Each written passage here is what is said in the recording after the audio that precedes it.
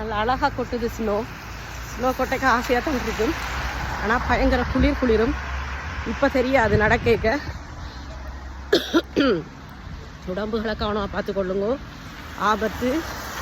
சந்தோஷம்தான் இங்கே நனைஞ்சாச்சுன்னால் பூமலைக்குள்ள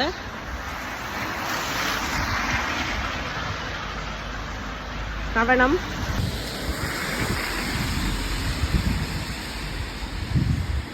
அழகான காலநிலை இந்த ஸ்னோ கொட்டுற காலநிலை.